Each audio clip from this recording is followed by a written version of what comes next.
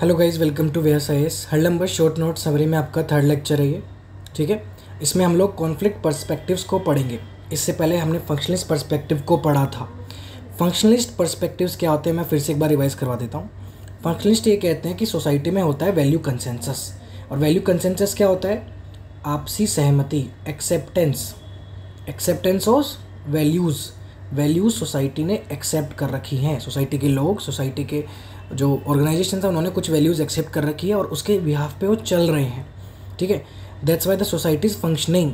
फंक्शनिस्ट ये कहते हैं कि इस वैल्यू कंसेंसस की वजह से सोसाइटी बनी हुई है, सोसाइटी फंक्शन कर रही है। वो ये भी कहते हैं कि फिर भी कॉन्फ्लिक्ट आ सकता है। ठीक है, तो ये चीज़ हमेशा ध्यान रखना। कई लोग मिसकंसेप्शन लेके चलते हैं कि फंक्शनिस्ट हमेशा ये कहते हैं कि सोसाइटी चल रही है, सब कुछ सही है, सब कुछ गलत नहीं हो रहा। ऐसा कुछ नहीं है। फंक्शनिस्ट ये कहते हैं कि वैल्यू कंसेंसस भी है, सोसाइटी चल भी रही है, लेकिन कॉन्फ्लिक्ट आ सकता है। वो देखते हैं conflict as being the result of temporary disturbance.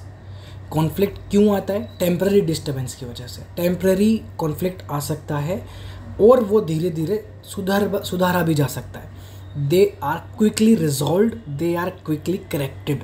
समझ में आया? तो फंक्शनलिस्ट ये चीज़ बोलते हैं कि सोसाइटी में वैल्यू कंसेंसस है, आपसी सहमति है, सोसाइटी चल रही है, लेकिन कॉन्फ्लिक्ट भी आता है, लेकिन कॉन्फ्लिक्ट टेम्पररी है और वो ठीक हो सकता है।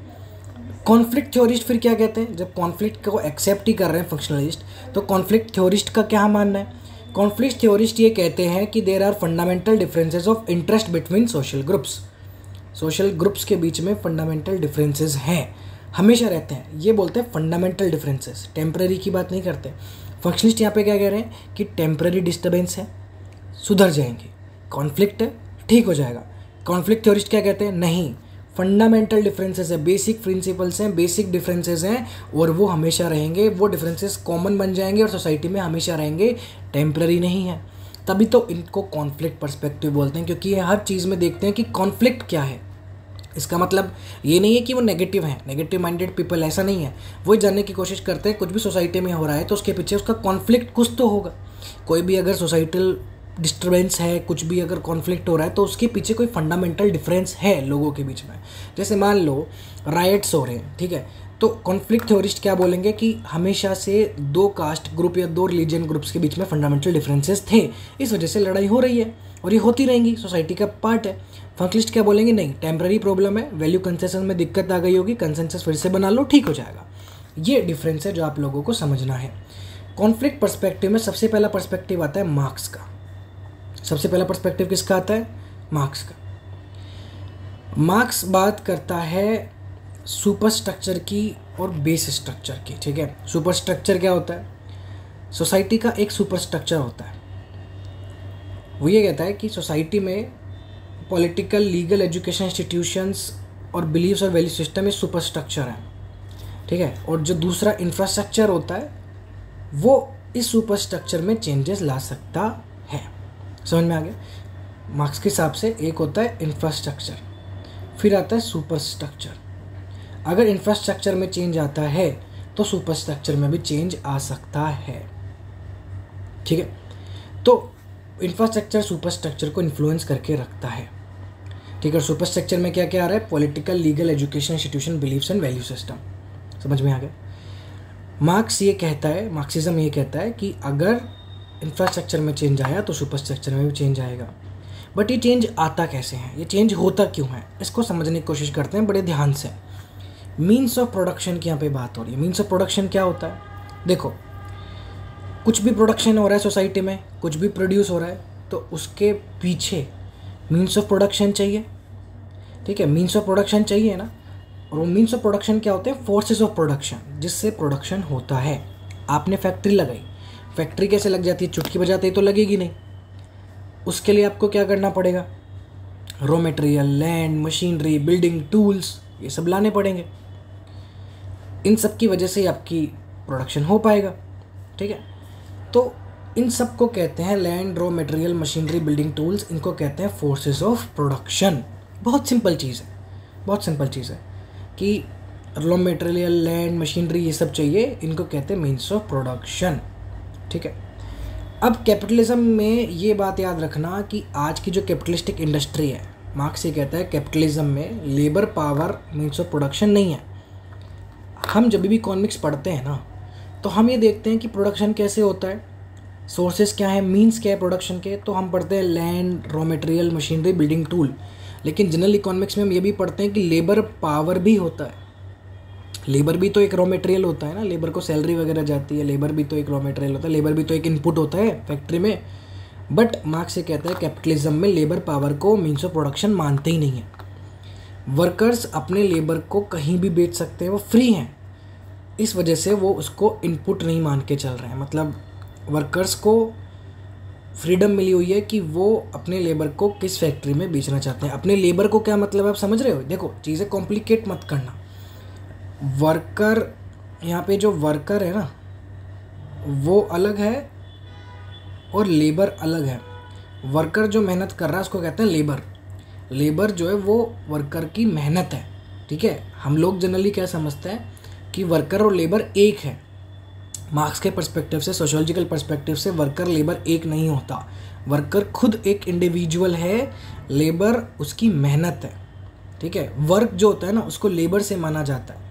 तो लेबर जो है वो वर्कर अपना लेबर कहीं भी बेच सकते हैं, मतलब अपनी मेहनत वो कहीं भी कर सकते हैं, ठीक है। तो कैपिटलिस्टिक में वर्कर को माना ही नहीं जाता कि वो मीन्स ऑफ प्रोडक्शन का हिस्सा है। जबकि कैपिटलिस्ट से पहले जो स्लेव सोसाइटीज़ हुआ करती थी, जब गुलामों की सोसाइटीज़ हुआ करती थी, जहाँ पे गुलाम और उनके राजा महाराजा हुआ करते थे, लेबर पावर को मीन्स ऑफ प्रोडक्शन माना जाता था। अब नहीं माना जाता। इतना समझ में आ गया? कन्फ्यूजन नहीं होनी चाहिए। जो लोग अभी भी इसका इम्पोर्टेंस नहीं समझेंगे वो अब समझेंगे कि इतना कहने का मतलब क्यों है। अगर मार्क्स ये बोल रहा है कैपिटलिज्म में लेबर पावर को मीन्स ऑफ प्रोडक्शन नहीं माना जा रहा, इस बात का बहुत बड़ा योगदान है मार्क्सिज्म की पूरी थ्योरी समझने में। जैसे मार्क्स ये कहता है कि सोसाइटी में हो रहा है कॉन्ट्राडिक्शन और कॉन्फ्लिक्ट। मार्क्सिज्म क्या है? कॉन्फ्लिक्ट पर्सपेक्टिव है। कॉन्फ्लिक्ट पर्सपेक्टिव मैंने क्या कहा था? कॉन्फ्लिक्ट पर्सपेक्टिव वो पर्सपेक्टिव होता है जो हर चीज़ में कॉन्फ्लिक्ट देखता है। कॉन्फ्लिक्ट में वो ये देखता है कि जो कॉन्फ्लिक्ट हो रहा है वो फंडामेंटल डिफरेंसेस की वजह से हो रहा है। दो लोगों के बीच में, दो ग्रुप के बीच में फंडामेंटल डिफरेंसेस हैं, उस वजह से कॉन्फ्लिक्ट हो रहा है। और कॉन्फ्लिक्ट टेम्परेरी डिस्टर्बेंस नहीं है, कॉन्फ्लिक्ट को फंडामेंटल तरीके से सुधारा जाना चाहिए, ये टेम्परेरी रिजॉल्व नहीं हो सकता। मार्क्स भी कॉन्फ्लिक्ट पर्सपेक्टिव में से ही एक आते हैं, तो उन्होंने भी कॉन्फ्लिक्ट ही देखा सोसाइटी में। और वो कॉन्फ्लिक्ट जब देखते हैं तो वो कॉन्फ्लिक्ट देखते हैं forces of production and relations of production, ठीक है। रिलेशन ऑफ प्रोडक्शन क्या है? फोर्सेस ऑफ प्रोडक्शन तो समझ में आ गया, रॉ मटेरियल हो गया, कैपिटल हो गई, ये लैंड हो गया। रिलेशन प्रोडक्शन क्या है? रिलेशन प्रोडक्शन का मतलब है कि प्रोडक्शन जब हो रहा है तो दो लोग मिल रहे हैं, एक तो ऑनर खुद जिसकी फैक्ट्री है और एक वर्कर। तो और वर्कर्स के बीच में जो रिलेशन है, वर्कर और ऑनर के बीच में जो रिलेशन है, उसको कहते हैं रिलेशनशिप ऑफ प्रोडक्शन। कितने ही ज़मीन जायदाद, कितना भी रॉ मटेरियल ले आओ, अगर वर्कर राजी नहीं है, अगर ऑनर राजी नहीं है, एग्री नहीं है काम करने के लिए, तो वो लैंड ही रहेगी, कुछ नहीं होगा। ये सब आप समझ रहे हैं। मार्क्स ये कहता है कि कैपिटलिस्टिक सोसाइटी में ये जो फोर्सेस ऑफ प्रोडक्शन है और जो रिलेशंस ऑफ प्रोडक्शन है ना, इनमें बहुत कॉन्ट्राडिक्शन है। क्योंकि ये जो लेबर पावर है ना वर्कर देते हैं, वर्कर जो अपनी लेबर दे रहे हैं ना, उनका इनको सही बेनिफिट नहीं मिलता है। जो वेल्थ आ रही है, जो प्रॉफिट आ रहा है, वो सारा का सारा तो ऑनर लेके चले जा रहा है। वो ऑनर उस चीज़ को डिस्ट्रीब्यूट कर दे रहा है फोर्सेस ऑफ प्रोडक्शन में, लैंड में, रॉ मटेरियल में, फैक्ट्री को और आगे बढ़ाने के लिए इन्वेस्टमेंट कर रहा है, सब कर रहा है। लेकिन जो रिलेशन ऑफ प्रोडक्शन है वो ख़राब होता जा रहा है। समझ में आ गया? फोर्सेज ऑफ प्रोडक्शन में पैसा लगाया जा रहा है, लैंड, रॉ मटेरियल, लेकिन रिलेशन प्रोडक्शन में पैसा नहीं लगाया जा रहा। रिलेशन ऑफ प्रोडक्शन यानी ऑनर और वर्कर के बीच में जो रिलेशन है, मैं आपको बहुत ही बेसिक तरीके से समझा रहा हूँ, ठीक है। ऑनर वर्कर का जो रिलेशन ऑफ प्रोडक्शन है वो ख़राब होता जा रहा है, ठीक है। तो इससे शुरू होता है कॉन्ट्राडिक्शन, इससे शुरू होता है कॉन्फ्लिक्ट। और ये जाहिर सी बात है, अगर कोई फैक्ट्री में कोई वर्कर है, उसको उसके इज्जत की पैसा, अगर उसकी मेहनत का पैसा उसको नहीं मिलेगा, he will definitely create a conflict, there will be definitely gonna है कॉन्ट्राडिक्शन। कॉन्ट्राडिक्शन तो होगा ही होगा, ठीक है। मार्क्स एक और चीज़ बोलता है कि इसे कहते हैं एक्सप्लॉइटेशन। ये होता है कैपिटलिज्म में। फोर्स वर्कर्स को उनकी मेहनत का पैसा नहीं दिया जाता, सारा पैसा तो ओनर लेके जा रहा है। इसे कहते हैं ऑपरेशन, इसे कहते हैं एक्सप्लॉइटेशन। किसका हो रहा है? वर्कर का। इससे कॉन्फ्लिक्ट और बढ़ जाता है। किसके बीच में?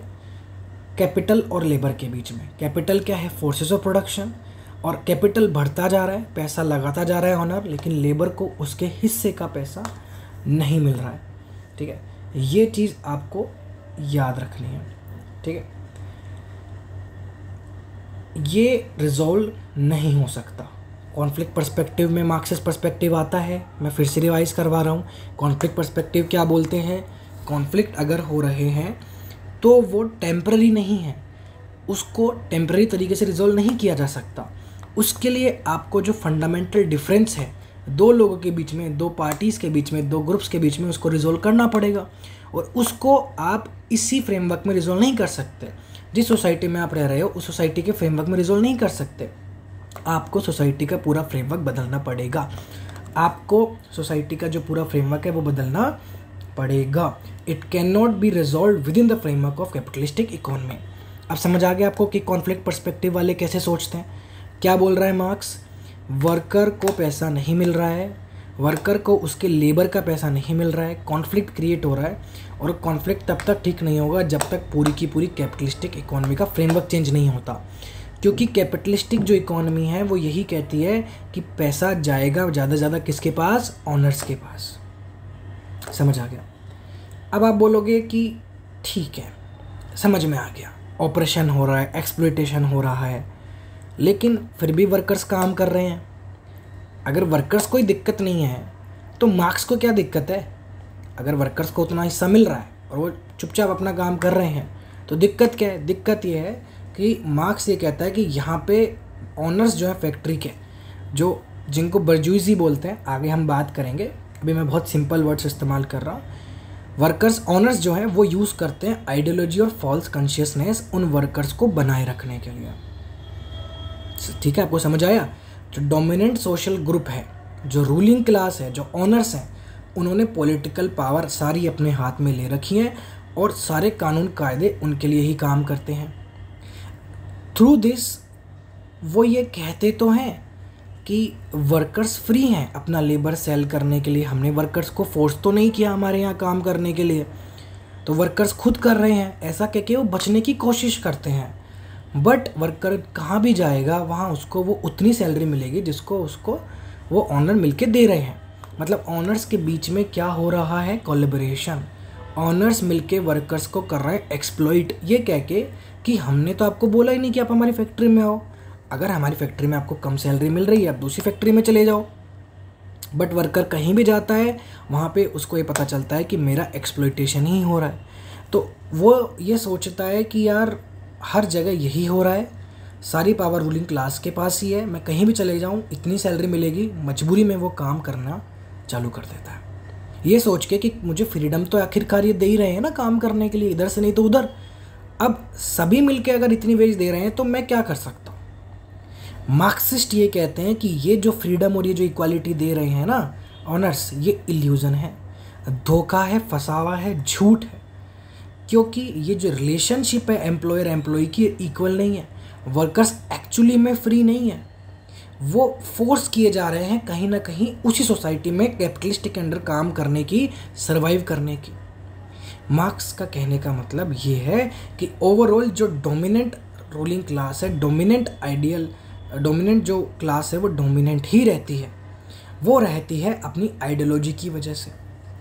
अपनी आइडियोलॉजी वो इस तरीके से फैला के रखते हैं कि देखो हमने तो आपको फ्रीडम दी है, देखो हमने तो आपको इक्वालिटी दी है, चॉइस दी है।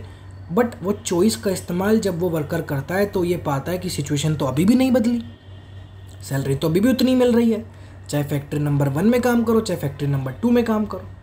तो इस वजह से ओवरऑल सोसाइटी में कॉन्ट्राडिक्शंस क्रिएट होते हैं, कॉन्फ्लिक्ट्स क्रिएट होते हैं, और वो कॉन्फ्लिक्ट में वर्कर कुछ भी नहीं कर पाते हैं, एक्सेप्ट कर लेते हैं सिचुएशन को। कॉन्फ्लिक्ट है, कॉन्ट्राडिक्शन है, वर्कर को ओनर अच्छा नहीं लग रहा है, उनको पता है कि हमारे खिलाफ काम कर रहे हैं, हमें ढंग से पैसा नहीं दे रहे, बट वो एक्सेप्ट कर लेते हैं ये सोच के कि ज़िंदगी यही है, नेचुरल है, यही प्रॉपर है, यही होता है और कुछ कर नहीं सकते हैं। जैसे कहते हैं ना फैमिली में कि यही है बेटा, जो करना है कर लो, यही होता है, अब क्या करें।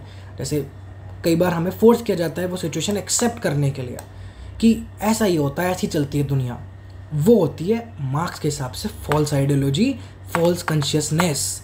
जब हम उस चीज़ को ऐसे कैसे नेचुरल बना लेते हैं कि ये तो ऐसा ही होता है, दुनिया से चलती है, नहीं, ऐसा नहीं होता। ये फॉल्स कॉन्शियसनेस जो होती है ये एक्चुअली इसलिए बनाई गई है ताकि सिस्टम चलता रहे, सिस्टम में कोई सुधार ना आए। मार्क्स इस चीज़ को पहचान के उजागर करता है। That's Y marks is one of the biggest thinkers of the all the time. इसलिए मार्क्स को इतना जाना जाता है, पहचाना जाता है, क्योंकि मार्क्स ने वो बात बोल दी जो सबके दिलों की बात थी कि हर कोई वर्कर अंदर ही अंदर ये सोचता ही होगा कि यार सब कुछ सही लग रहा है बट फिर भी पैसा नहीं मिल रहा उतना, फिर भी फैमिली नहीं चल रही है, हर कोई इतना ही पैसा दे रहा है, कहीं ना कहीं कुछ तो गलत है, बट वो एक्सेप्ट कर रहा है मजबूरी में क्योंकि उसको कोई और ऑप्शन नहीं है। मार्क्स इस बात को जब वो कहता है तो वो वर्कर्स के बीच में पॉपुलर हो जाता है, ठीक है, और इसलिए मार्क्स काफ़ी पॉपुलर हुआ भी था उस टाइम पे। मार्क्स ने कुछ स्टेजेस बताई थी कि हिस्ट्री इन स्टेजेस में चलती हैं और हर स्टेज में कॉन्फ्लिक्ट है। कॉन्फ्लिक्ट पर्सपेक्टिव याद करो क्या कहते हैं, हर सोसाइटी के हर स्टेज में फ्रेमवर्क में कॉन्फ्लिक्ट है।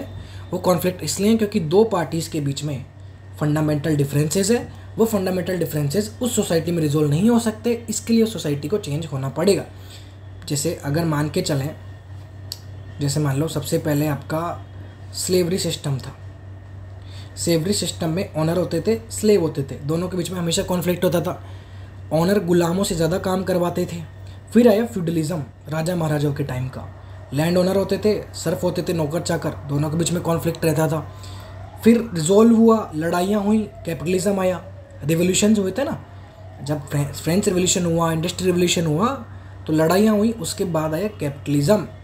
कैपिटलिज्म में बर्जुइसी और प्रोलेटारिएट दोनों के बीच में, यही मैं बोल रहा था आपको, जो कैपिटलिस्टिक सिस्टम में जो ऑनर होता है उसको बर्जुइसी बोल रहे हैं और लेबर को, वर्कर को प्रोलेटारिएट बोल रहे हैं। दोनों के बीच में कॉन्फ्लिक्ट है, दोनों ने फिर लड़ाई की, फ्रेमवर्क सुधारने की कोशिश की, तो आया सोशलिज्म। मार्क्स के हिसाब से सोशलिज्म और कम्युनिज्म दोनों फ्यूचर क्लास है और सबसे पहली स्टेज होती है प्रिमिटिव कम्युनिज्म। यानी ये तब की बात है जब आप मान के चलो सोसाइटी में कोई कॉन्फ्लिक्ट नहीं हुआ करता था। सबसे पहली स्टेज होती थी जब कोई क्लास भी नहीं हुआ करती थी, कोई कॉन्फ्लिक्ट भी हुआ नहीं करता था। तो कोई क्लास नहीं होती थी तो कोई कॉन्फ्लिक्ट भी नहीं था, सब मिलजुल के रहते थे। फिर धीरे धीरे स्लेवरी सिस्टम आया, कुछ लोगों को गुलाम बनाया, कुछ लोग लैंड ओनर्स बने, फिर कुछ नौकर बन गए, फिर सुधार आया, फिर कुछ लोग ऑनर बन गए, कुछ फैक्ट्री वर्कर बन गए। इन 3 स्टेज में कॉन्फ्लिक्ट है। सोशलिज्म में क्या होता है ना कि मैनेजर और वर्कर हो जाते हैं, है तो कॉन्फ्लिक्ट अभी भी, बट इसमें क्या होता है, अगेन वर्कर्स को एक्सप्लॉयटेशन फील होता है। ये लगता है कि अभी भी प्रॉपर जस्टिस नहीं मिल रहा, अभी भी है तो हम वर्कर्स ही, भले ही हमारे हाथ में कंट्रोल है। सोशलिज्म में क्या होता है, वर्कर्स के हाथ में कंट्रोल हो जाता है, लेकिन है तो हम वर्कर्स ही। तो फिर सब मिल के डिसाइड करते हैं कि मार्क्स की है ना प्रिडिक्शन होती है कम्युनिज्म, ये कोई स्टेज आई नहीं है अभी तक। वो ये कहता है कम्युनिज्म जब आएगा अगेन कोई क्लासेस, कोई कॉन्फ्लिक्ट नहीं होगी, उसमें ना तो कोई वर्कर होगा ना कोई मैनेजर होगा। समझ में आ गया? ये मार्क्स की पूरी कहानी थी जो आप लोगों को मैंने समझाई। अगला पढ़ेंगे हम फेमिनिज्म। मार्क्स की पूरी थ्योरी यहीं ख़त्म हो जाती है। ये मैं आपको करवा रहा हूँ हरलम्बस के थ्रू रिवीजन, ताकि आपको बहुत इंपॉर्टेंट पॉइंट समझ में आ जाएं। ठीक है, चलिए मिलते हैं नेक्स्ट लेक्चर में।